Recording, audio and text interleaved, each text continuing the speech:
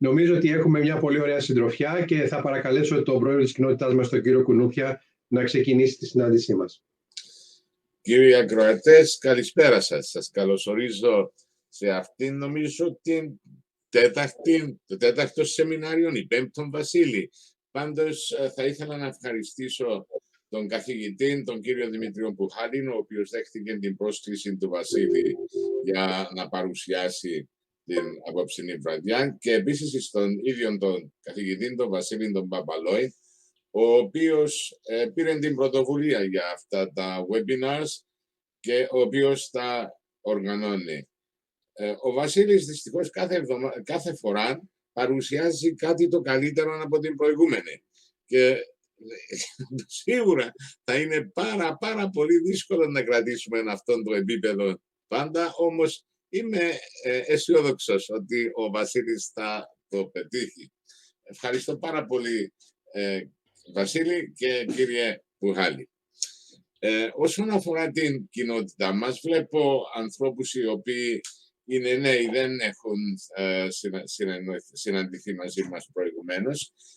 Να σας πω δύο λόγια για την κοινότητα του Αγίου Γεωργίου. Η κοινότητα μας έχει ιδρυθεί πριν 60 χρόνια.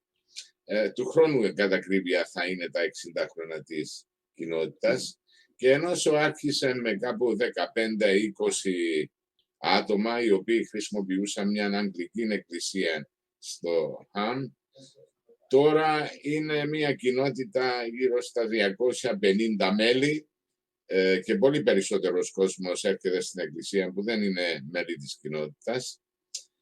Έχουμε δική μας εκκλησία, χτίσαμε δικό μας σχολείο, έχουμε μια πολύ ενεργή φιλόπτωχο και ένα σπουδαίο food bank, τράπεζα τροφίμων.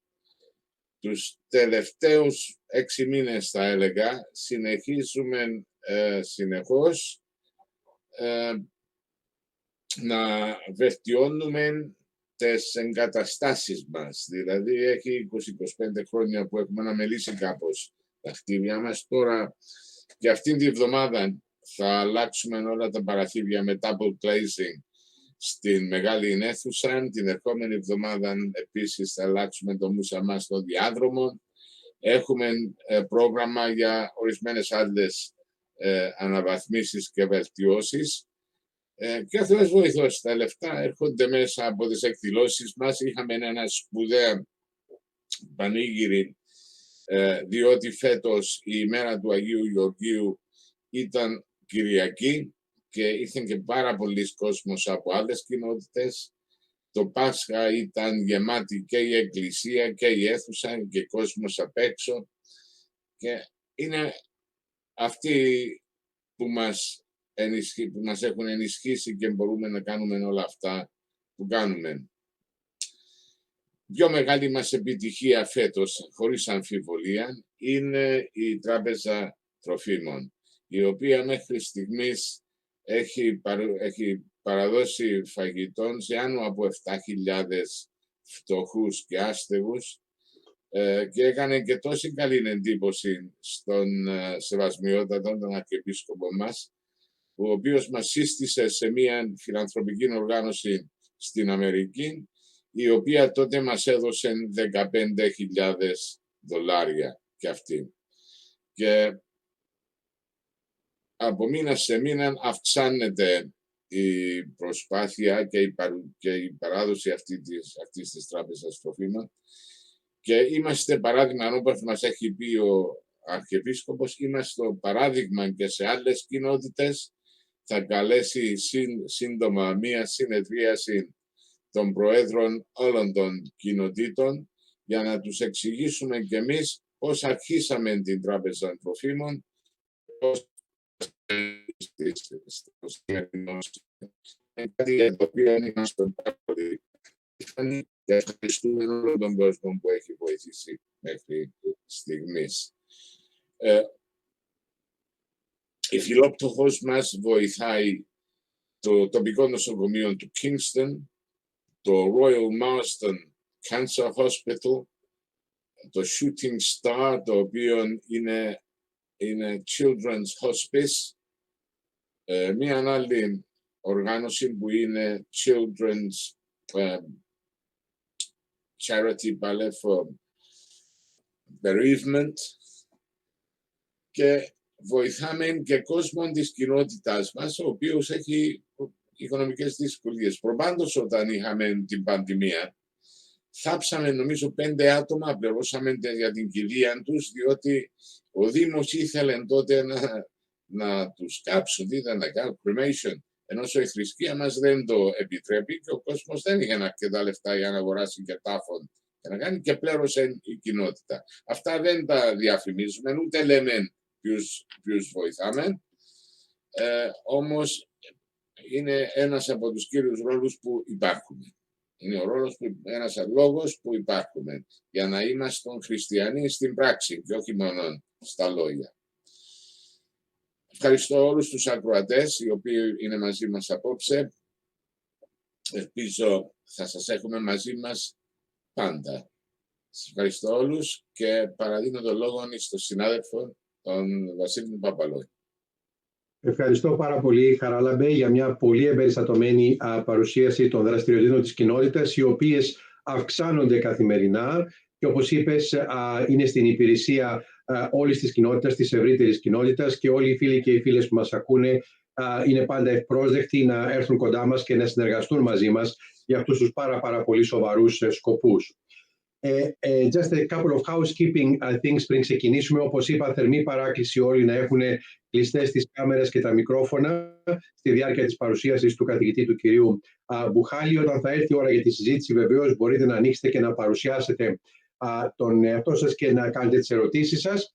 Και επίσης, εάν δεν υπάρχει αντίρρηση από το ακροατήριο, το webinar θα γίνει recorded και πηγαίνει στην ιστοσελίδα της κοινότητάς μας, ούτως ώστε να μπορούν να το παρακολουθήσουν και όσοι φίλοι δεν μπόρεσαν να είναι μαζί μας απόψε. Εάν δεν δω κάποια αντίρρηση, δεν ακούσω κάποια αντίρρηση, θα προχωρήσουμε με το recording του webinar. Ωραία. Ευχαριστούμε. Είναι μεγάλη χαρά και τιμή να έχουμε μαζί μας απόψε στο webinar της κοινότητάς μας τον καθηγητή, τον κύριο Δημήτρη Μπουχάλη.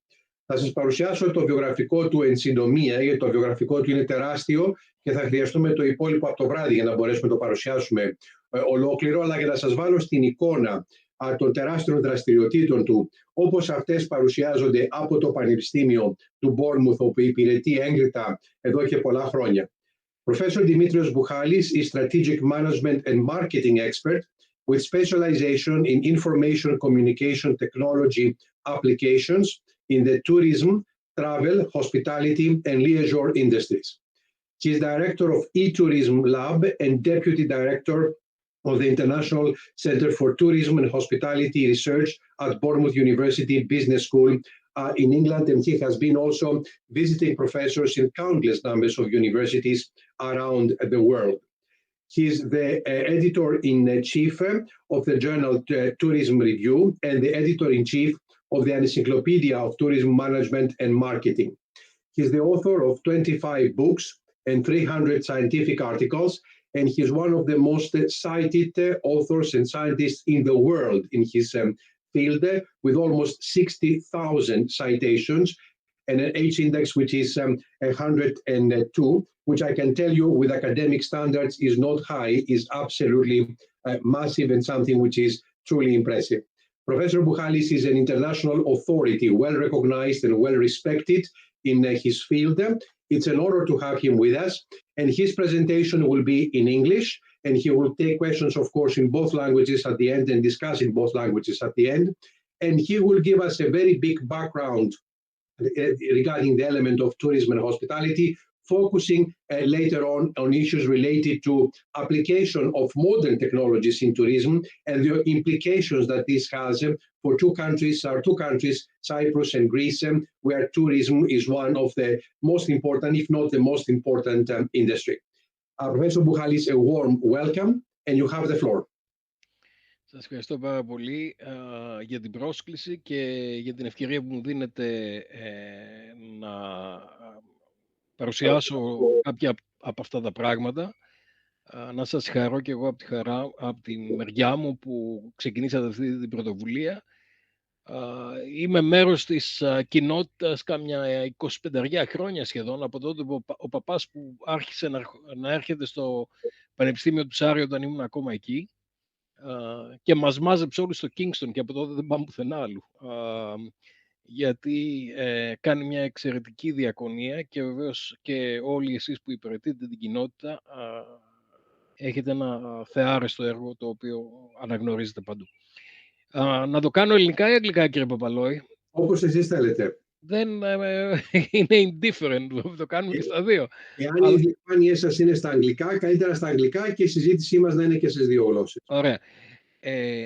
So the difficulty when you're trying to do things like that is that you've got people who have got different level of understanding and familiarity with some of the terminology and some of the issues that we're discussing. Obviously, we've got Nikos here, and I'm very glad that he's joining us from Madrid, and he's an expert. So he'll find a lot of these things familiar, but hopefully will give him a little bit of incentive and food for thought. But I've tried to make the whole presentation on elementary levels, and I really want to go quickly through a lot of slides with a lot of pictures, and then to open the discussion for everybody that will have questions. I'm absolutely certain that people will have questions, and I'm absolutely certain that people don't have the opportunity to ask questions about tourism often. Because what's happening is that everybody thinks that they know tourism because they've been to places, they've stayed in hotels, they've traveled on planes, on ferries, by car, whatever, and they feel familiar with the environment. But quite often they don't know what's happening on the background. It's like me coming to a hospital, and I stayed with my mother in a hospital for 3 months, but I was fully aware. I was absolutely not expert on anything. I could observe things, but there were reasons of things that were happening that someone has to explain. So I think this is an opportunity to actually do that. And I'm not going to stick only to technology for tourism because this is the advanced kind of stuff. But we'll start from a little bit early on. So if I can share my screen and see if we can see my screen, then I think we'll be in a position to follow some of these things in more detail. I don't know if you can see my screen. Can you see my screen? Perfectly. Okay. So basically, this is what I've been doing in the last few years. I've been editing the Tourism Review, which is the most established journal in tourism. It started in 1946. Not from me, obviously, and it aims to bring the best tourism research out. And during COVID, when everybody was disappearing from the world, I spent 2 years creating the Encyclopedia of Tourist Management and Marketing. And I really want you to look at this picture because you'll see this again. It brought a little bit of Greece on the forefront, and also brought the culture, and brought the sunset, brought the crowd management, a lot of the issues that we'll be discussing. And in terms of technology, one of my latest book is on gamification for tourism, and that's some of the things that we'll be discussing today. So a little bit of the marketing, tourism review, and the Encyclopedia of Tourism Management and Marketing. Please have a look on this picture. You'll see that this again. And the other books that they've just been published is the Smart Cities and Tourism, because smartness is something that we'll discuss in a minute. But smart cities are now coming to support smart tourism and the share economy and the tourism industry. Now, when we're talking about the sharing economy, we're talking about Airbnb, we're talking about Uber, and all the impacts that this has got in the tourism industry, but also in society in general. And the gamification, I'll talk about that. So one of the proudest moments, recent proud moments, is to get the 4 volumes of the encyclopedia in my hands. This is 3,500 pages with 1,250 entries and 1,500 authors. That's a 2 million pages project. And the summary in the front brought the pyramid, and the pyramid brought a couple of things. So this is what we call in tourism the tourism system, and this is the basis of everything we do. This is coming from someone called Neil Lipier, who passed away some years ago. He was in Australia, a very good colleague, who said that there is a travel generating region. This is where the customers are coming from, and they would like to go to the tourism destination region. This is where you would like to go. So Greece and Cyprus will primarily be seen as a tourism destination region, but equally, they've got people who are traveling outside, so they're also a travel generating region. And then you've got the transit region in the middle, which is what connects basically the travel generating region and the tourism destination region. And here you've got intermediaries, you've got information technology, you've got transportation, and you've got accessibility. Now, for the tourism system to operate, you are using resources. This is the fuel of the tourism industry. So you're using environment, you're using natural resources, you're using economic resources, human capital, social capital. All of those things are coming in. They are processed in the tourism system, and the outcome of this is value. And the value is being distributed to the different stakeholders. From a consumer point of view, you get satisfied customers that they went away and they came back happy. They may be relaxed, they may have learned something, they may have got married, whatever the purpose of their travel was. In terms of the local population, you are getting resources, you are getting money. That this money can be used in um, health, in education, in all the things that you've got, the building infrastructure, improving the quality of life. So this is what we call the tourism system. And in order for the tourism system to be successful, we need to look into what resources do we utilize for the value co-creation and to establish equitable returns for those resources utilized. So when we're using things, we're using the beach, we're using the forest, we're using an archaeological site. We need to have returns on that utilization to make sure that this is sustainable and make sure that we are creating value for all the different people out there. Now, in order for the tourism system to operate, you need planning, management, and strategy for both inbound and outbound tourism.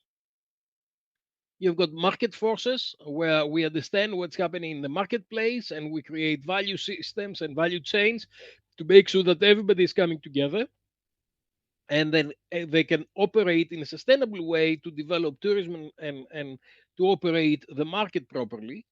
Then you've got exogenous variables, which is the things that influence tourism, like politics, like peace and war, ethics, morality, ideas. And now, of course, pandemics was and health was a very big thing there, and all the other things that they are influencing the consumer behavior and what people are doing. And finally, you've got technologies and the what I call the infrastructure, which is basically the base of operating the industry. So you've got an info space, an infrastructure that creates the basis where everything plugs and plays and everything interconnects with everything else. Now, I appreciate this is a very complex kind of graph, but tourism is a very, very complex area. And I would like to invite you to download this, the introduction to and the statement of the editor of the encyclopedia. We've made sure that we've got it free, so everybody can access that. And if you've got access to a library, I would like you to recommend the encyclopedia so they can have it in their places. Now, when we're talking about tourism in Greece, if I go around and I talk about tourism to different people, the first thing that they think is Santorini or something like that. White, beautiful houses. And the next thing they think is, how can I be part of this? How can I enjoy being part of this conversation? So this is me about 3 or 4 weeks ago in Santorini, part of a cruise where we end up there for a minute. Now, often, so this is leisure tourism. Um, Quite often we forget business tourism, and this is a conference we organized in Nicosia in Cyprus in January 2019. This is Savas Perdios, who was at the time he was the Minister of Tourism in Cyprus. He had the good uh, will to come and speak to our conference, and he did a very nice contribution. And we're 300 people in Cyprus enjoying. So this is what we call MICE, meeting, incentives, conference, and exhibitions. This is what we call business tourism. This is other business things. 3 weeks ago, they gave me an award. So I was in Athens with these nice people collecting that award. And this is something that we're doing in Saudi Arabia currently as part of a World Bank effort to bring expertise of tourism in Saudi Arabia. And this is with the Deputy Minister in Riyadh about 3 months ago, giving them knowledge on these areas. Now, it's quite uh, it's quite interesting that tourism is an ambassador of a whole range of things.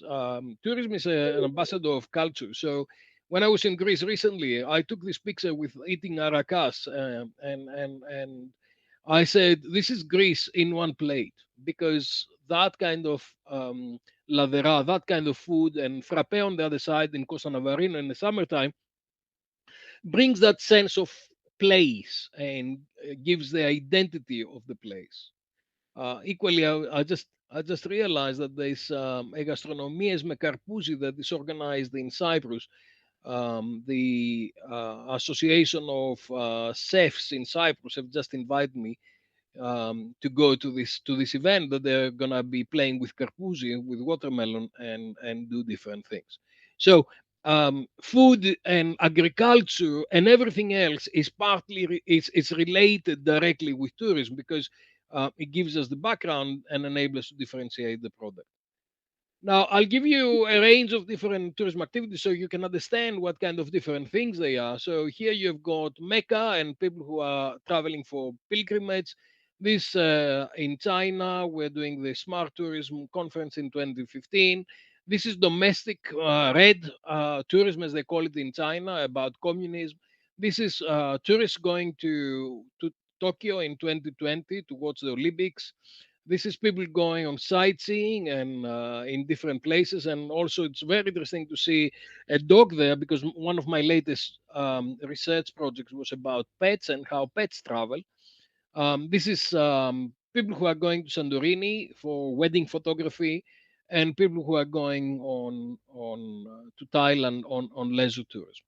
So people are traveling for a whole range of different motivations, from sports, for attending events, for education, for heritage, for nature, for health activities, for religious activities, for sightseeing, for shopping, for meetings and conventions, and for passive leisure. Quite often, people combine a whole range of things. So 2 weeks ago, I was in New Orleans on a conference, the Academy of Marketing conference. But of course, we did a lot of sightseeing. We ended up doing a lot of, there's somewhere that says culture here, I'm not sure where it is, but we ended up in jazz clubs and we ended up being in a couple of churches and we did a little bit of shopping as well. So all of these things are coming together. Now, tourism has been one of the developments for the global economy for about 40 years. 40 years we had uninterrupted growth and with two minor reductions because of SARS back in 2003, but this was localized in Asia, and the global economic crisis in 2009 saw a reduction of 4% of the global tourism development. But as you can see, the growth for 40 years, growth has been almost grounded to about 4%, and then we reach 2020 and then COVID is happening, and COVID almost destroyed tourism. It reduced the international tourism to minus 74%. Depending on the different regions, the more you were in Asia, the more you had a reduction of tourism, and 1.1 billion people did not travel. COVID was catastrophic for a whole range of reasons, and was personally it was a very very complicated period where my mother was dying, and then my sister was dying, and then um, I I went to Hong Kong for a year, and I was working there, and I had to do 3 weeks of quarantine. I stayed in a hotel, and I was not allowed to get out of my room. So this was prison basically for 3 weeks. And of course, the activity was happening. So I was still teaching, and you can see improvising with my suitcase there, because I was doing. We learned how to do a lot of activities without traveling. And I came out very early, calling the industry for humanity, solidarity, leadership, and resilience. Those four words, we had to actually train the industry very quickly how to react to unprecedented situations where you've lost all your market, you have lost all your customers, you have lost all your money, your cash flow was going crazy. You had to employ people, or you had to fire people, and people didn't know what they'll be doing, and this is something that we're paying now because we lost a lot of the human resource that was available in this industry. This is a picture from Bournemouth Airport, where a lot of the British Airways aircraft was parked there for a long time. So we had a very very difficult situation that affected everybody around the world. And of course, the operating procedures changed dramatically. So we had to business as unusual. We had to operate with protocols that were incredibly difficult, and these people were heroes to actually operate in that kind of situation and engage in these things. And for the first time, everybody realized how important tourism is. This is Babounis in Naxos. Um, and I went to see them the year after, and you'll see the pictures later. But one of the things, so I was about to buy arsenicotsis from Babounis, and I said to him, if I buy 3 kilos, would you give me a better, or 5 kilos? Would you give me a better price? And he said, look, last year I didn't have any money to survive and feed my kids. And then everybody realized that tourism is not actually only about the tourism industry, but everybody in destinations suffered dramatically. And this is not this is so evident in places that actually survive on tourism, like Bali, where here it says no food, no tourism, because you were going to Ubud and you were going to places in Bali where people didn't have any opportunity actually to survive without that. Many places have closed. This is the Cairns Puzakai Aboriginal Cultural Park that is a little bit outside Brisbane. Again, it had to close and never came back. Hopefully, we've put all this time behind us, and we can see with herd immunity and resilience and smart solutions the way forward. Now, the situation currently is like that, where you can see that there's a growth every year, and we are almost at the levels of 2019 as far as tourism arrivals is concerned, especially in Europe. In Asia, it's still lagging behind. China was until recently very close, so a lot of those things are quite difficult to recover. But hopefully, in 2023, by the end of 2023, we'll be able to operate in a more normal kind of way. Now, places like Greece came out and said, all you want is Greece. And they tried to get a lot of people to go to these nice places. And then what happened immediately is what we call revenge traveling. People start traveling to places that they haven't traveled for a couple of years. They had mental problems, they had all kind of issues, and they really, really want to travel. And of course, as soon as I was able to travel in summer 2021, I went to Naxos. And you remember what was in the encyclopedia on the cover, right? This is the temple of God Apollo, and I really want to go and pay respect for um, for for bringing the encyclopedia out in these very very difficult times. So you can see the encyclopedia, and you can see the real example and a glass of wine.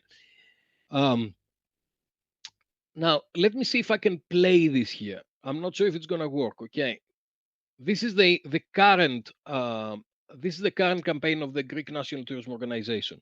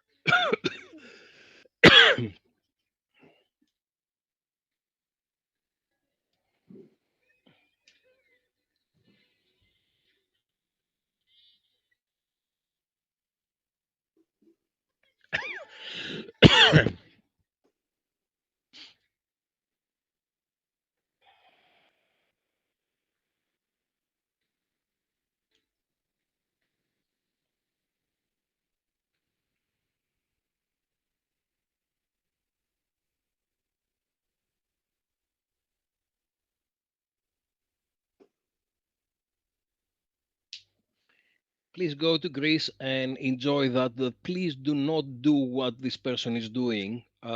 It's absolutely irresponsible to show to people how to jump out of jump into the sea, because this is where accidents are happening. And definitely do not do the prickling fruit.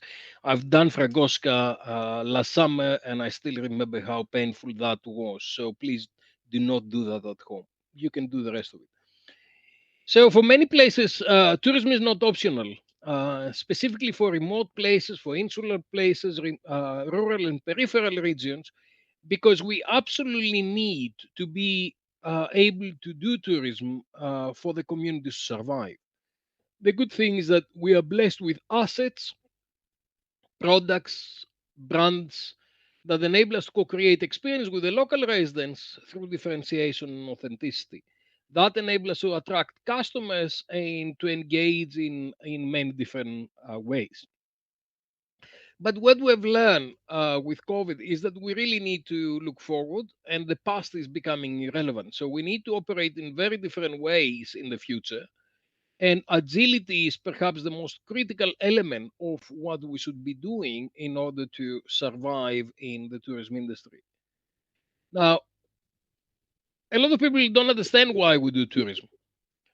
In fact, we don't, people, when I ask people in different communities, or when I ask people in my class, do we really want tourists around? Or are they a painful experience? Or should we expect, the people from the north to send the people in the south a big fat brown envelope with a lot of money and ask them to stay at home? And that's a very interesting question, because in reality we invite people to come to our area, but we've got our specific ways of living, and we would like them to respect our way of living rather than their own way of living. And in some places that's a big difference. So strategies for destinations need to be: how can I create competitive advantage through differentiation to enhance and maintain the destination image, to nurture new business models through innovation and investment, and to bring optimization of resources to the place, because you're going to have negative impacts, but you really need to have optimization. So you need to have more positive impacts to reduce the impact of the negative effects. And the most important thing is that we're doing tourism for the residents, for the communities. We are not doing communities for tourism. I said that in the award ceremony in Greece recently. I had to do a short speech, and I said, tourism for Greece, not Greece for tourism. This is really, really important to understand um, uh, the mechanics of this and how it works. And of course, this is based on many years of research. And I've published that 20 years ago on the marketing the competitive destination of the future. This is the most cited paper in tourism in the world. It has got more than 6,000 citations, only this paper. Because it explains what strategies destinations have got, and how basically tourism should contribute to sustainable development goals. And the sustainable development goals that we're supposed to reach by 2030. Of course, now they are delayed, but this is what should be guiding us. So this was the introduction to tourism before I spend a little bit of time talking about technology and smartness and how the new technological developments are changing dramatically the way that we operate in the future, and the opportunities and the challenges that those are going to bring. I have got to put the disclaimer. I'm an evangelist and I'm a positive person, so I see technology as a positive kind of contribution to tourism rather than I'm not looking for trouble. There are other people who are looking for critical ways of analyzing the impact of technology, but I'm looking into what technology can do for us. Um, and I'm an old guy. I start from Steve Jobs, the creativity is just connective things. And I bought the first computer that he bought. I don't know if you can see that on the right hand side is my first computer. It's the first Apple. It didn't have a hard disk. It only had a floppy disk. And then I had to buy a second a machine that was an external driver for the floppy disks. Those of you who are less than 30 years old, you probably don't know what I'm talking about. But those of you who are a little bit older and you used to carry floppy disks around, you'll remember what I'm talking about. This is my friend George, the computer that he had. He had 20 megabyte hard disk at the time, and that was revolutionary. And also, it was a laptop, so he can move it around. We're talking about 87 here. Okay, fast forward. Smartness is all these technologies that are coming together to bring interconnectivity and interoperability of all the integrated technologies to re-engineer process and data in order to produce innovative services, products, and procedures towards maximizing the value for all the stakeholders. Smartness really is not about technology, it's about the interconnectivity of the network that you have, because the tourism industry is not an industry of individuals. It's a network of individuals that come together, that they work together in order to be able to deliver the value and the experience. So when you're going Cyprus on holiday, you rely on an airline to bring you there, then a taxi to take you to your hotel, then the hotel to look after you in terms of your sleeping. But you're probably going to be going around many cultural heritage places. You're going to be going to the sea, to the mountains, to the spa. You'll be going to a lot of restaurants, bars, different kind of archaeological sites. All of these things are individual properties that they've got individual value chains, and somehow technology needs to bring all of them together. So smartness is the glue of interoperable and interconnected and mutually beneficial systems and stakeholders that they provide the infrastructure for all of these things to work together. So it supports networks to create interoperability and interconnectivity. It brings the Internet of Things and the Internet of Everything. It brings sensors and beacons. So sensors are collecting information, big data, and beacons are projecting information. It brings big data and data analytics. It uses social media, Web 2, and user-generated content, technological enablers, and service dominant logic to co-create experience and bring value to everybody who is on the competition. To do that, you have got a pyramid of personal experiences. So you've got the physical layer where things are happening. Then you've got the data layer where you analyze what's happening. Then you've got the technical layer where you interconnect different things. And then you've got the business layer that makes the business models and the value chains operate in a way that will enable things to happen. And that creates the experience layer where everything's interconnected together. Increasingly, we're going towards a situation where technology is surrounding what we do, and we all have our mobiles and we've got all our technology coming together. And then you've got what we call customer centricity. Customer centricity is really the customers being in the center.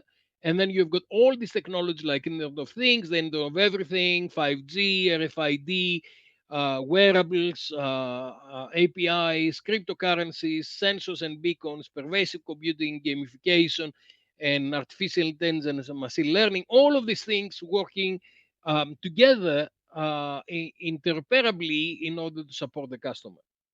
So what's happening is that people are bringing their persona in the marketplace, and they've got their internal context, the things that they like and they don't like, abilities, disabilities, topics of interest, all of those things. And there's an external context of what's happening currently. So location, weather, social environment, season, political situation, traffic, emergencies, air pressure, lights, all of those things are happening together. So I'll give you an external context that happened yesterday. So in location Bournemouth, you may have seen the news of the tragic death of the two kids that they were on the beach yesterday. I happened to be there. I was in a research meeting and I just came out just in time when the helicopters were coming for the rescue operation. And I took a lot of pictures. And if you see most of the pictures that on the media, on ITV, and most of the media around are mine. Uh, but the context was that the location was in the Bournemouth beach. The weather was wonderful. It was very warm, and people were swimming and everything. And all of a sudden, there is an accident, an emergency that changed the whole environment. So the beach was closed off. There's a lot of activity in terms of rescue. There are a lot of things that were happening.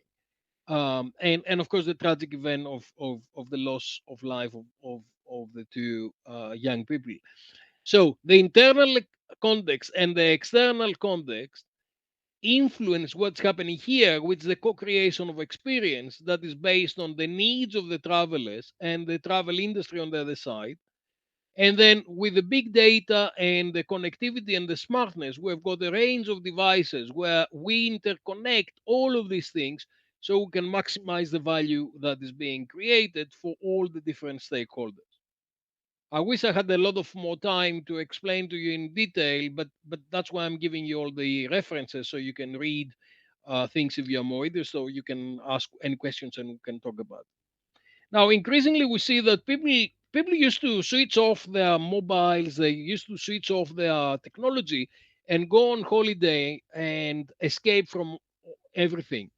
Increasingly what we see is that people are having both face-to-face and online social contacts at the same time. So people are going around, they're taking pictures, they upload on social media, they're streaming, they're talking to their friends online, they're talking to local people offline, and all of this becomes almost intuitive because we're doing it without realizing. Out of this, we've created a typology of different travelers, all the way from those who arrive in a hotel and they switch off their mobile, they put their mobile and their computer on the safety box, and they don't open it until they go away, all the way to those people who are constantly interacting across different platforms. And again, that has got a major impact on the way that people enjoy the destinations, they enjoy their traveling experience, they co-create value. And what do we do with all the different players in the marketplace to support them with services? And that brings the issue of what we call now. And nowness is about real-time services, because if you understand what is happening in your context in real time, and you can have predictive um, uh, offerings, meaning that I understand what's going to happen in 3 hours time. It's going to rain, and it's going to be, the weather is going to be not good to be outside. I may do something. But if I know that in the next 4 or 5 days the weather will be glorious and there will be sunshine, I may organize barbecues, and I may invite my friends, and I may travel to different locations.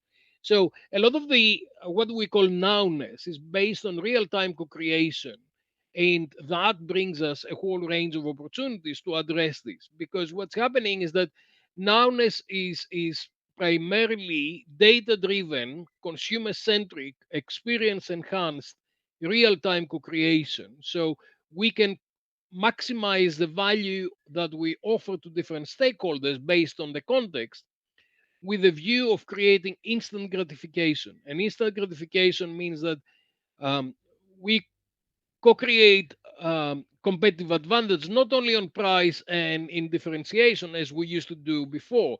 So you either will buy something cheap or you'll buy something that's remarkably different. But increasingly, you create differentiation, competitive advantage based on the ability to support something in real time. So just in terms of time, if I give you the right product at the right time, it doesn't matter if it's more expensive and it doesn't matter if it's more different, but because I give that to you at the right time, that gives you instant gratification.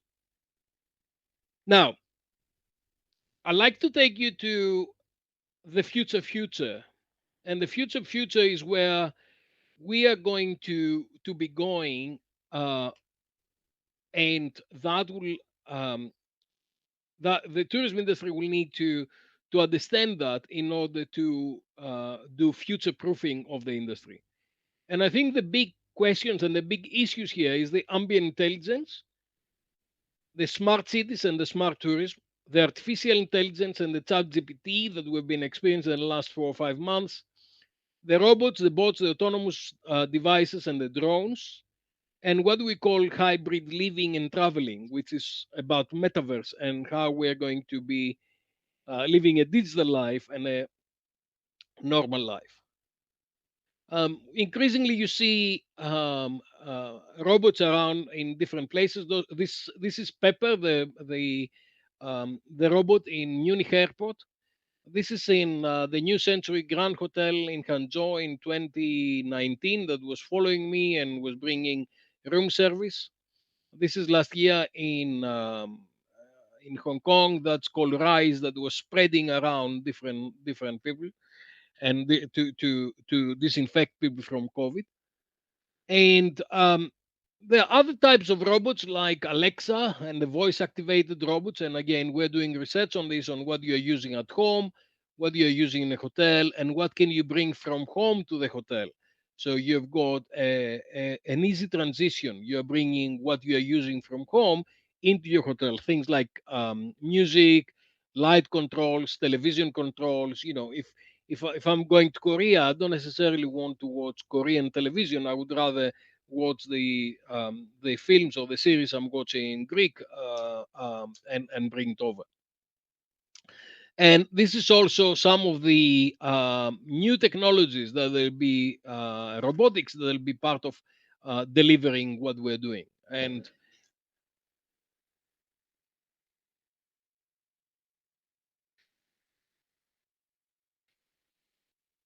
so this is in Hong Kong. It's actually dancing once it's delivering a tea to you.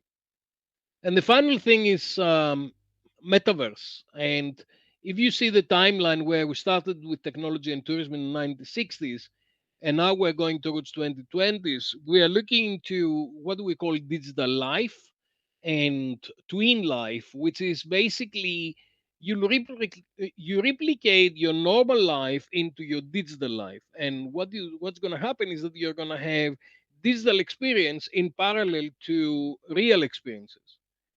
um, and you see that we went through conventional experience to technology assisted experience to technology enhanced experience to technology empowered experience with artificial intelligence, with augmented reality, virtual reality, and mixed reality. And now we're getting to technology illusive experience, where technology is creating illusion and immersion. So immersion means that you're going to be able to travel to a Greek island without traveling to a Greek island, a little bit like when people are playing games, but it will be an immersive experience, and you'll almost be able to have a fake experience by experience that by through technology. And there's many reasons for people that they may be doing that, and they can be doing it before traveling, so they can understand and they can choose the right product and services. So we're looking at different hotels, different islands, and then you choose which one you like to go. When you're going to the island, you may, when you're going to the destination, you may use metaverse to experience things that are happening in the past. So if you're going to Acropolis, you just see stones and you see some sculptures and you're seeing some structures, but actually you're trying to imagine what was happening in the past. Imagine that you had a machine that was enabled you to teleport you back to 6,000 years ago and be part of what you're seeing there and understand better what you're actually seeing.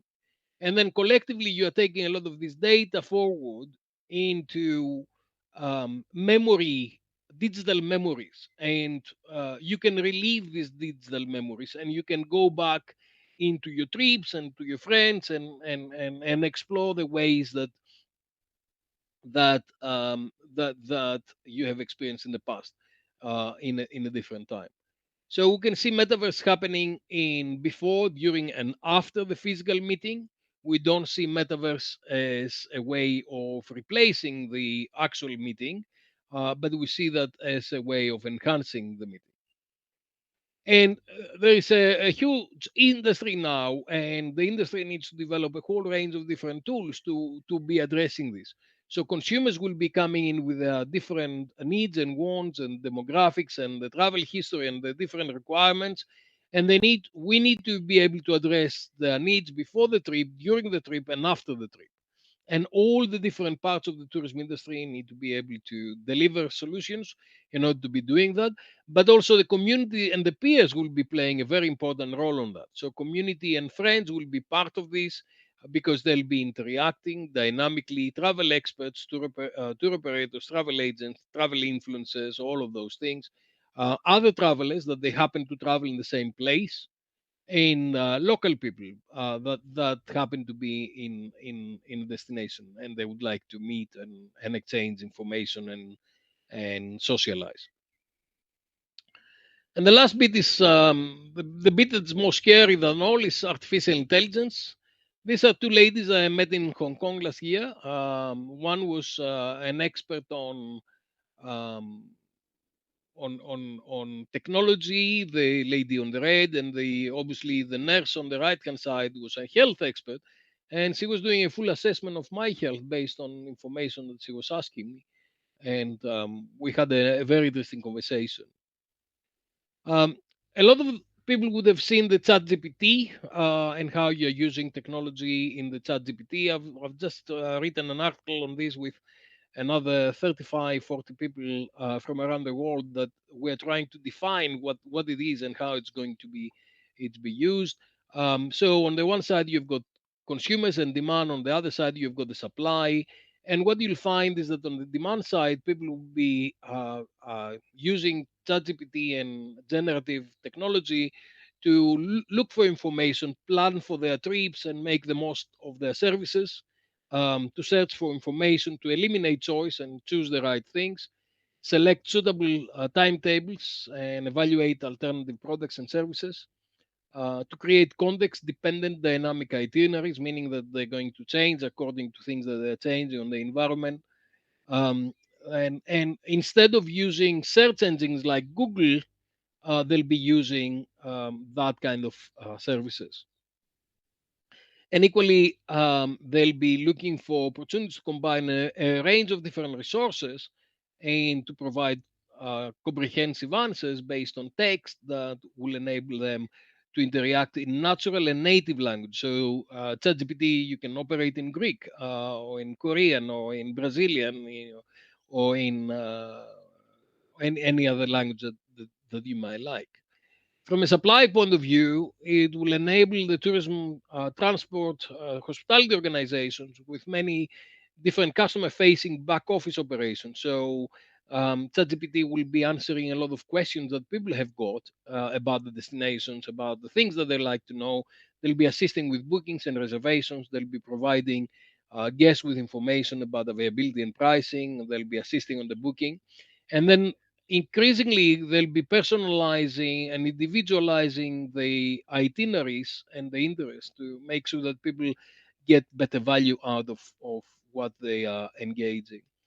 And then they'll communicate with travelers in multiple languages, obviously 24/7, and they'll be also creating marketing content, and pictures and text for brochures, for websites, for social media, and they'll be developing menus. They'll be creating experiences to support the operations. Now, I did a very similar presentation yesterday in India, and I talked to them about Kalamata, and I said when I talk to people about Kalamata, the first thing that they have in mind is the Kalamata olives, and I said from there, if you want to travel to Kalamata, you really need to engage with the destination, and you really need to understand what is available in Kalamata and what would you like to do and how to select the right things. So from the olives to a hotel, there's a little bit of a distance, and that's what technology is helping us to do. So I tried to compare itinerary building in Google and in ChatGPT. That's probably 2 months ago. So this would have changed by now. But this is the question I ask: is what can tourists with kids do in Kalamata? And of course, Google is coming back with a range of different links, and they allow you or they encourage you to go into the links and trying to find out what do you want to find out. But of course, you're on your own because you need to look for the how good those links are and choose how you like to play with them. When you ask the same question to ChatGPT, it's coming out with a range of offers and suggestions that they are um, naturally produced in a textual format in the language that you like, on the language that you understand. That is a huge advantage that's emerging in these kind of things. Then I ask other questions like, what is the way to travel from Bournemouth to Glasgow in March, and what is the cost? And again, I had all kind of answers here. And then you can interrogate more. How long does it take to drive from Bournemouth to Glasgow, and how much does it cost? And again, I had an answer in seconds. Then, because some of the research I'm doing is about people with disabilities, I ask, as a blind tourist, what can I do in Paris? And again, that's a very personalized kind of itinerary based on braille maps and based on touch tours and accessible public transport and accessible parks and all of the things that the blind person will find to navigate Paris. And I asked, can you please give me a Greek gluten-free food? Again, gave me a range of different recipes that they are gluten-free Greek food. This is I'll show you two of my friends that they've done different things. This is Mr. Lee. What he did is he created the Mr. Lee collection, hotel collection, and so Lee Malone used Mid Journey, ChatGPT, and Canva to create a new hotel chain, a concept for a hotel chain that is based on volcano and hotels nearby a volcano, because he was going to a volcanic area, and he created the brochure, he created the concept and how um, the the rooms would need to look like, and what kind of experience they can do. And this Christos Ditoras, who is coming from Parga in Greece, that he said, produce images of Parga in Greece in the outer space. And Microsoft Bing did a range of different images. I like this one. But the important thing is that all of these things are happening in seconds rather than wait for a graphic designer to do it over a long period of time.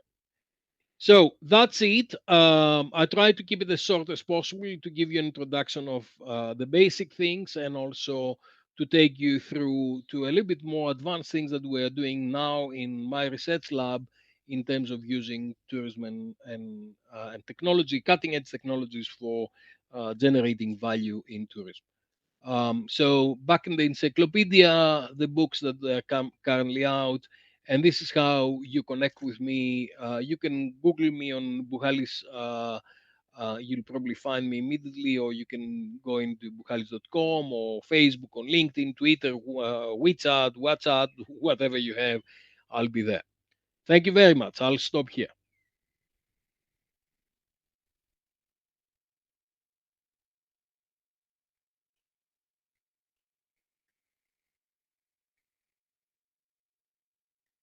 I don't know how many people I killed, and whether we have got any people. Apologies, I had my microphone closed.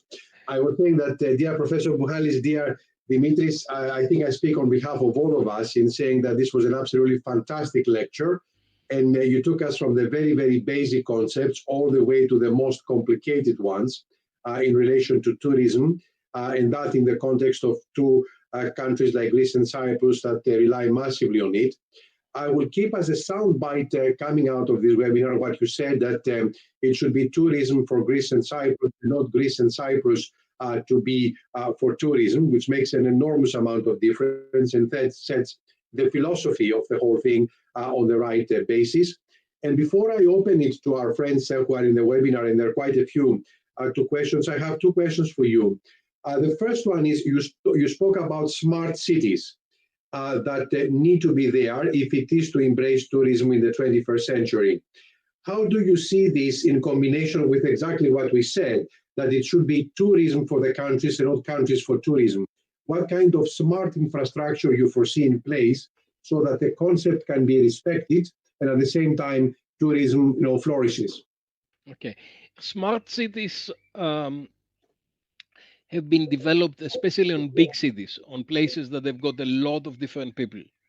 And in smart cities, an essential element of managing big places where you've got a lot of citizens that they need a lot of services.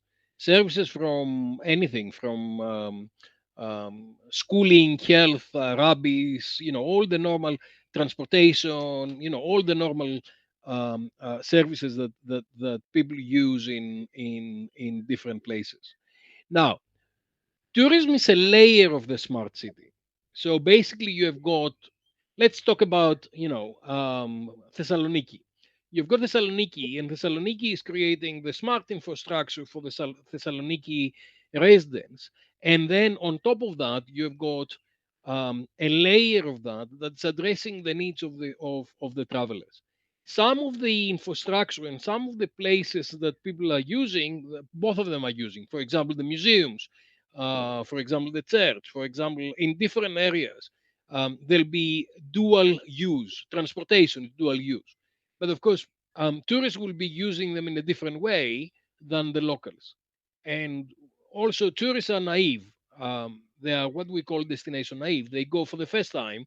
They may not speak the language. They may not have the currency. They don't know where to get tickets. They don't know where to find itineraries. So I said Thessaloniki, that a lot of people kind of feel familiar with. But if I say Uvaskila, you don't know where it is. Never mind about finding out how to get there and where to buy a local ticket and how to operate in an environment like that. By the way, it's in Finland. It's in middle of Finland in the lake region. It's quite a nice place, but you need a lot of information to be able to operate in this environment.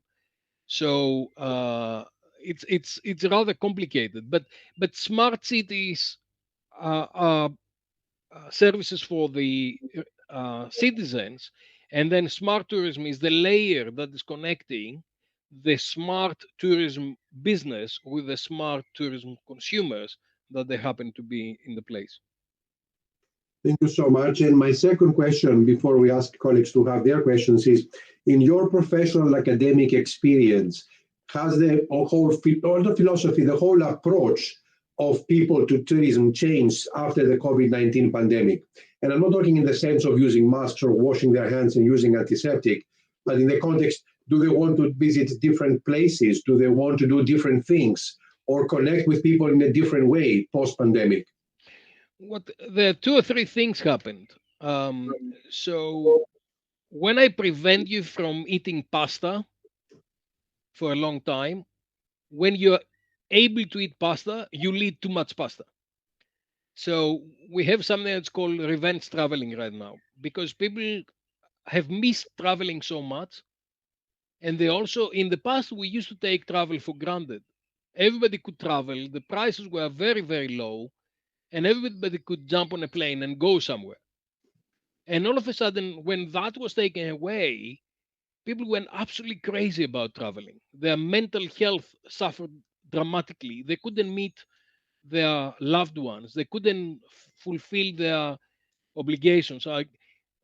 I say to people, I miss the funeral of my mother and the funeral of my sister. I've done both of these things on streaming because of COVID. So you can imagine what happened afterwards. People had such a huge demand to travel, and immediately they had to travel. So we've got the revenge traveling. The other thing that happened is that people realize that they don't need 50 pairs of shoes. So they start saving, and they start getting money to go and travel, because they understand that this is much more important for their fulfillment in life. So um, that was the immediate thing that happened for the demand. But we came out from a situation of the COVID. We came to a war situation where the energy costs have been super expensive. Inflation went to 10%. That was unprecedented. The cost of living went up. The cost of traveling went massively up. So almost double the prices. Those of you who are looking for holidays, those of you who are looking for flights, you realize how much more you need to pay right now because of all that. So, and the other thing that happened is that we lost the employees. A lot of the employees in the tourism industry, because they couldn't actually make a living, they moved into other industries, and then they realized how difficult it is to work in tourism, because it's quite complicated. It's seasonal. It is dependent on so many different variables, and moved into more resilient kind of jobs. So these are the and the other the very good thing that happened with COVID is that governments for the first time realized how important tourism is, because again they were taking for granted. You know, places like Cornwall in the UK, they suffered massively with COVID when the places were closed. But then when the places could open because of staycation, because the UK has got a big market, they went from 0 to 500% immediately. So we've been experiencing a yo-yo effect, really, that is influencing a whole range of different things. But consumers, going back to your question, consumers are much more keen to travel and engage in tourism experience. And the two things to say, the proof that we have this revenge traveling, as you said, is the fact that despite the increase in the cost of living, the trajectory of traveling and tourism is to the northeast, clearly, looking at the graphs that you presented to us. So this is remarkable. And I'm delighted that you mentioned that the fact that people could not travel, it was a mental health issue as well. Because not only about the leisure or going to a nice place and have a glass of wine and sleep in a nice hotel, is a much more holistic experience, tourism. It's about human contact, it's about the human experience, and when you miss it, really affects people's personality. So And massively important. And equally, the communities. You know, I showed you the guy who is producing cheese in Naxos. I saw you the markets in Bali. I saw you many communities were not able to survive without tourism. Also, culture, theater, music, all of these things suffered dramatically, because if you take the tourists out of London, you know, the theaters are empty, the museums are empty. So all of this was immediately evident, which we always take tourists for granted, always. Thank you so much. And I can see some very flattering comments coming up in the chat about the presentation. But if colleagues would like to ask any questions, οποιοδήποτε θέλει να ρωτήσει κάποια ερώτηση, να κάνει κάποιο σχόλιο, μπορείτε να ανοίξετε το χέρι. Καλό είναι να ανοίξουμε και κάμερες, έτσι να γνωριστούμε λίγο καλύτερα. Ναι, μπορείτε να ανοίξετε τις κάμερες, γιατί τώρα είμαστε στη φάση της συζήτησης, για να μπορούμε να δούμε και τα πρόσωπα, αν έχετε την καλοσύνη και την ευκαιρία. Κάποια ερώτηση που θα ήθελα να ρωτήσει κάποιος, ακόμα και αν δεν μπορείτε να σηκώσετε το μικρό τεχνητό χέρι, μπορείτε να σηκώσετε το αληθινό σας χέρι ή να μιλήσετε. The good old-fashioned way. Ο κύριος Μανσόλας. Ναι, θα θέλαμε να ευχαριστήσουμε Ας το πούμε στα αγγλικά, μιας και μιλάγαμε, we just wanted to thank Professor Buhalis for the insightful presentation and the information that he kindly shared with us. One question I would have, Professor Buhalis, is based on your research, what do you think is the greatest opportunity for the tourism in Greece and Cyprus to grow within the next 3 years, and using which strengths and which weaknesses we should manage in order to achieve that? Thank you very much, and would appreciate your response to that. Thank you, Yanis. Define growth. What is growth? This is a very fundamental thing, because growth, if you see growth, I mean, normally the politicians, they count growth as the number of visitors who arrive in the place. But this is disaster. I can have millions of people coming to Bournemouth or to Naxos or to Athens to create havoc, but then that does not give me benefits. So for me, growth is really about positive contribution to community. For me, I think is a combination of those, but I believe that, especially based on what I feel as resources in Greece, which is our soul, our civilization, I think is about loyalty. How we ensure that the experiences we provide to the tourists are so thriving, are so magnetic that they will come again and they will spread the message to their friends when they go back to their countries that this is the place you go, this is the experience you can live, this is the country you should go. That's for me is growth, focusing on the engagement and the loyalty. Okay. So when you're promising something, you need to deliver it. So to get the satisfaction, you need to look into what do you deliver based on marketing, and see how is this delivered on the market. So if you see what the Greek National Tourism Organization is promising, it is promising different things in different places, but it's promising luxury, it's promising relaxing environment, it's promising safety without talking about safety, because safety is the basis. It's talking about a beautiful kind of environment. So the bare minimum is to meet what you are promising. Then to exceed and provide what you are talking about is how can we delight people, because the satisfaction is expected, delivered. Delight is how can I give you a better experience. To delight people, we need to create the opportunities for them to do self-actualization. So we need to provide them the opportunity to do things that they will satisfy them more than what they expected. Now, the good things and the bad things about Greece in particular. Cyprus a little bit different. Greece is phenomenal in creating wonderful experience where you don't expect it. And the more you go away from tourism regions, you find this old lady who is bringing you into the house and she gives you marmelada, jam that she did, handmade, and all the rest of it, or cuts fragosica and cuts them and gets you to taste them and things like that.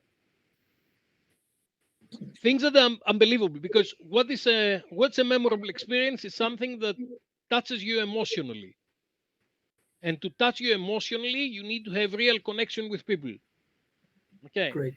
So what's happening is that Greece is very, very good at this, are doing it at an amateur level. The minute we're going professionally, you either have very, very good professionals that they are doing that in a very clever way, and they'll tell you, oh, don't go to this place, but go to this place, go at 7 o'clock and don't go at 5, make sure that you are the first or go at the last, and I'll call John who knows Marios, and Marios is going to open the back door and all the rest of it.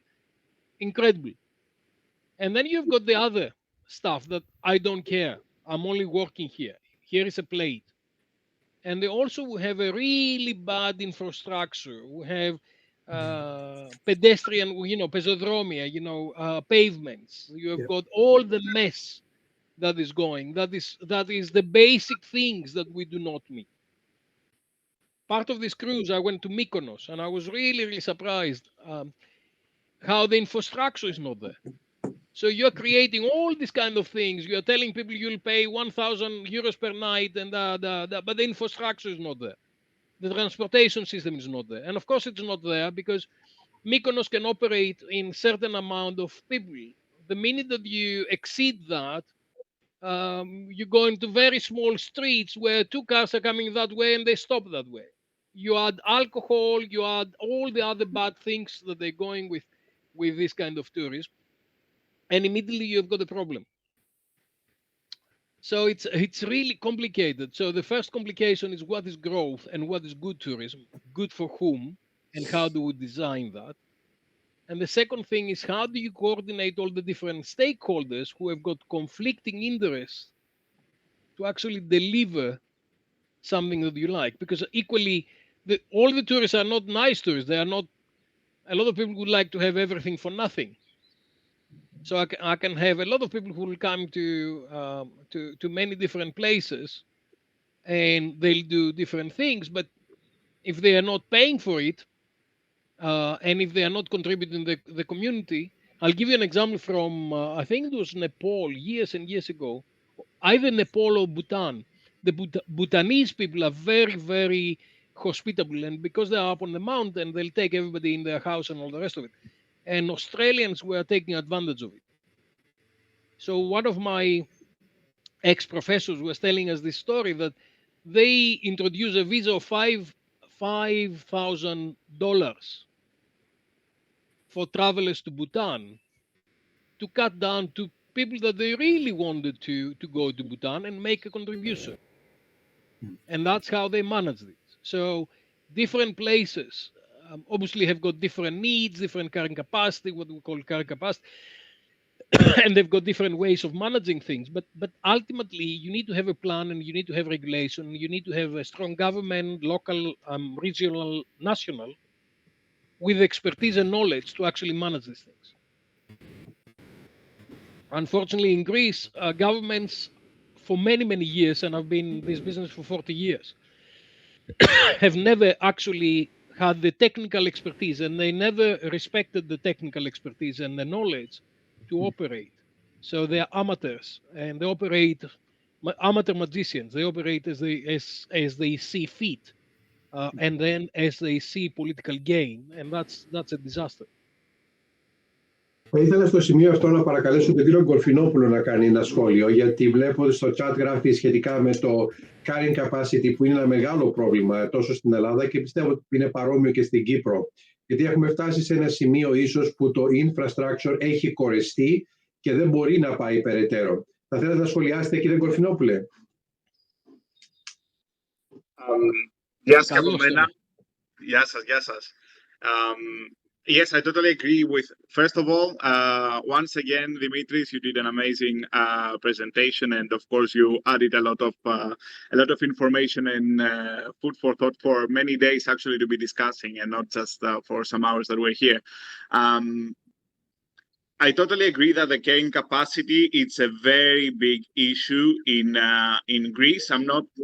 I'm not very sure how it is evolving in Cyprus, but connecting this to what Dimitrios said, that in Greece,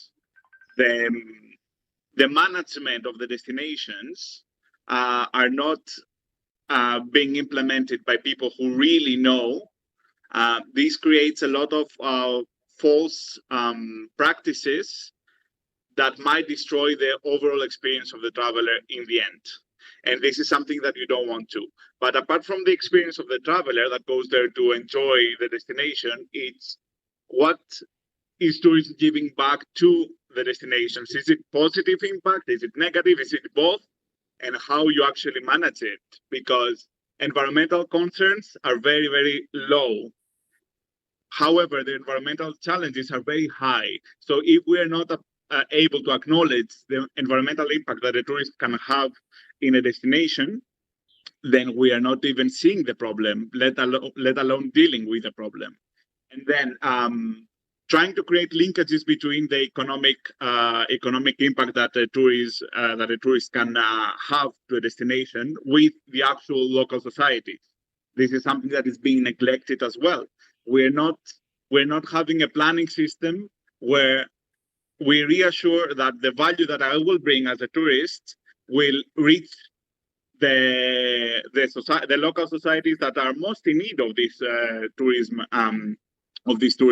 dollar, as we say it. We are not trying to focus on tourism dispersion. We have destinations that are like packed with tourists, and then we have nearby destinations that are not receiving the tourist flows at all. And as Dimitrios said before, sometimes the authentic experience is when you go beyond the standard route that may have developed for you. So if we don't put all of these things on the table and understand, okay, the society might be reaching a level that they will start to complain about the level of tourist flows that they're receiving, or that the environmental impact that we might have to our maritime environment, or to our coastal environments that are being overexploited. These, in the end, if we don't take care of it, what we will have in 5 years or 10 years would be a degraded value, and therefore we will not be able to continue utilizing it. So we're talking about sustainability like it's a buzzword. Everybody's putting it on their in their speeches and everything. But the thing is, what do we actually do in order to reassure that? From UNWTO, and Dimitrios presented that before, we're trying to see how tourists can contribute to all the SDGs, to the 17 SDGs that the United Nations has introduced. And I have yet to see that the projects that are being implemented now all around the world are taking into account this. I'm connecting this with that. Connecting this with this SDG or that SDG, because I understand that these are indicators that we all need to meet. And actually, this is referring to the carrying capacity as a whole. We should respect in the destinations that we have. I think that is a very big missed opportunity for Greece, because if we want to keep having development in Greece, and I'm differentiating growth and development. If we want to have development in Greece, we need to take that into account. I'm just gonna put on the chat here a paper that we've just published on the 17 SDGs and how tourism is affecting them, both positive and negative. And the issues, Nico's absolutely right, and he's seen that all over the place and in many different places around the world on how these things operate. But I'll give you a little example. Most of the consultants and most of the people who have been dealing with these things, they are doing it in such a superficial way that they do not understand what they're talking about. So 3 weeks ago, I was in Santorini. So I arrived on a small cruise, on a very small cruise ship. And our cruise director said, look, guys, we're going to wake up at 6:30 in the morning, and I'm going to get you on the port at 7 o'clock. So you are first in everywhere you're going. Otherwise, you're going to have a really bad experience. And she was absolutely right. And I said, why is that? Because they said there are 5 big cruise ships that are arriving in Santorini, and there'll be 10,000 people coming off these big cruise ships. So, and all of this is happening for a period between 10 o'clock in the morning and about 3 to 4 o'clock in the afternoon. So you've got a huge demand that is coming for 5 or 6 hours, and then you can get a trough. So is it good to have 10,000 people coming to Santorini? If you count the statistics, they say, yeah, we've got 10,000 people who came to Santorini. Most of these people had quite a lot of food. They had breakfast in the cruise ship. They had too much food, so they're not gonna buy any food. So my experience as a tourist in Ia, it was -2 knots because when I was going up, they gave me nuts to try and 1 spoon of ice cream, minus. I didn't buy anything. I didn't consume anything. I took away 2 nuts and a spoon of ice cream. Okay. If I had gone to the toilet, I would have taken away a liter of water as well. And that is the majority of the people who are doing it. And then I'm asking, but who is bringing these people here and why do you allow this? Then it's very complicated. It's really, really complicated, the power structures and who is doing what and what do we do. And unless you have got proper planning into place, and unless you have got a granular approach to sustainability, you know, everybody's talking about sustainability, but they expect the Pope to do it. Everybody else will do it.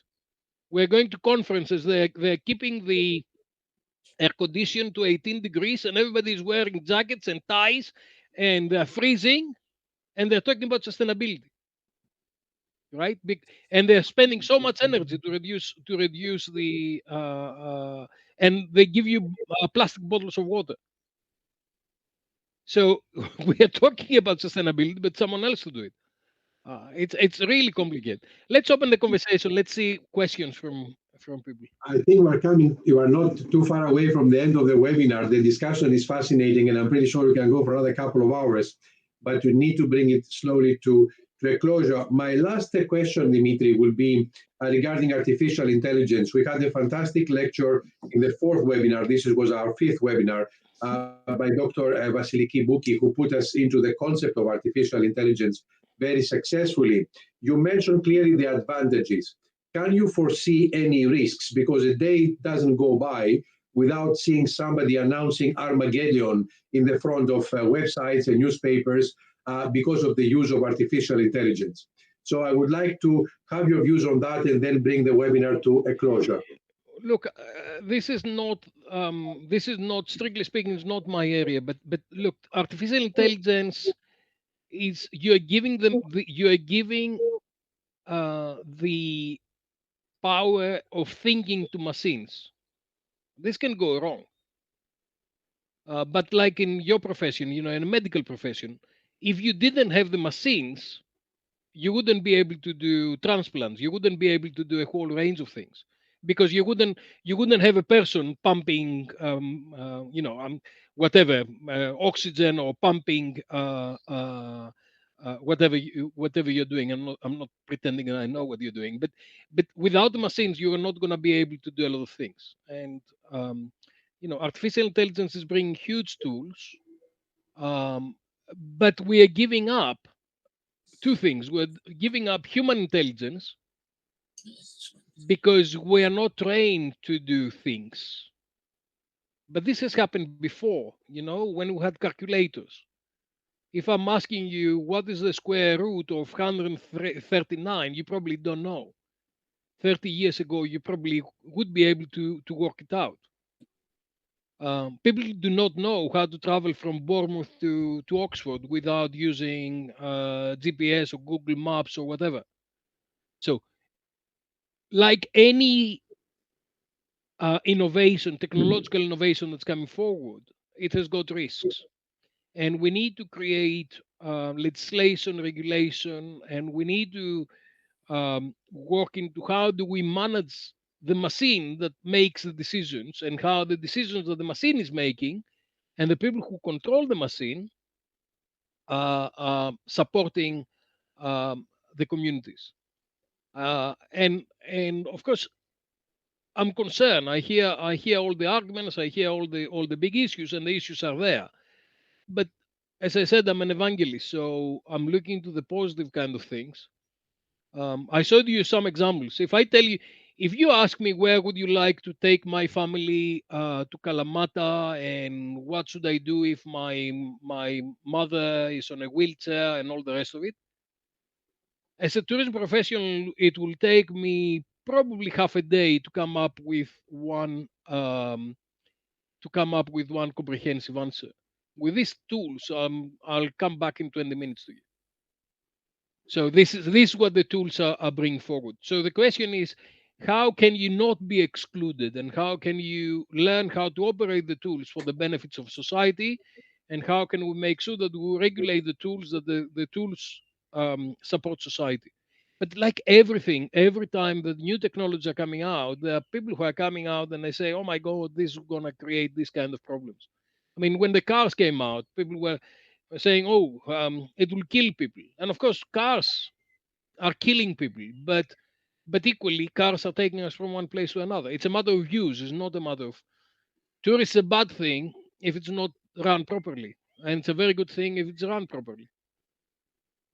Thank you so very much. 1,5 ώρα πέρασαν πάρα πολύ γρήγορα και αν είχαμε ακόμα άλλες 2 ώρες, βλέπω πάλι και άλλα θέματα έρχονται στο chat, θα περνούσαν πολύ εύκολα. Θέλω να ευχαριστήσω εκ μέρους όλων μας τον καθηγητή, τον κύριο Μπουχάλη, για μια θαυμάσια παρουσίαση και μια πολύ ωραία συζήτηση, πάρα πολύ ενδιαφέρουσα συζήτηση. Μιλώντας για interconnectivity, ο κύριος Μπουχάλης είναι very well connected with the world. Μπορείτε να το προσεγγίσετε από το email, από το website, από τα social media και με πολύ σίγουρος, με πολύ χαρά θα απαντήσει τις ερωτήσεις σας. Το webinar θα είναι στην ιστοσελίδα μας και μπορείτε να το δείτε και να ενθαρρύνετε και άλλους να το δουν. Και πάλι τις πλέον θερμές μας ευχαριστίες στον κύριο Μπουχάλη για μια θαυμάσια εκδήλωση και θα περάσω το λόγο στον πρόεδρο της κοινότητάς μας, τον κύριο Κουνούπια, για να κλείσει την εκδήλωσή μας. Ασφαλέστατα πρέπει να ευχαριστήσουμε τον καθηγητή, τον κύριο Μπουχάλη. Καταρχήν θα έπρεπε να μιλήσω στην αγγλική. Professor Buhalis, we are extremely grateful for your lecture.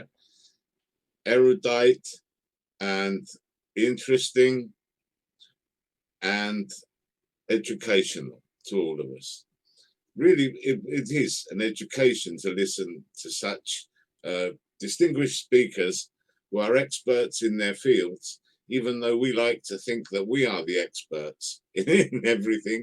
It's only when you come across a real expert that you realize just that, in fact, we are illiterate. The series of webinars will continue, and every time we close one, I have to say the same thing. I cannot see how the next one can maintain the standard that we have heard this evening. I said the same last month and the month before. Somehow they do. And for this, we are extremely grateful to my colleague and fellow trustee, Vassilios Papalois, who is the brains behind these webinars. We are so fortunate that within our community, we have a number of professors, a number of academics, and between us, we also know a number of people who are able. These webinars could continue now for years, given provided they have the necessary attendance. We've had a decent attendance this evening, and many people will also follow the webinar from our website once it has been posted. I would like to thank all of you who have attended the webinar this evening, especially those who are not members of our community. You are very welcome guests, and it's our pleasure to have had you with us this evening, and it will be an even bigger pleasure to have you with us in the future. Also to the members of our community who have followed the webinar, I hope you enjoyed it as much as I did. And once again, Professor Buhalis, it was a pleasure. And thank you so much. And I wish you all well, and I wish you a good evening. Thank you for your hospitality, for your invitation, and fantastic to be able to be with you. And hopefully we'll meet in person very soon, because it's good to be electronically, but I prefer in person at the end. So do we all. Thank you you so much. And όλοι σας εύχομαι καλό βράδυ, καλό Σαββατοκύριακο. Γεια σας. Να είστε καλά.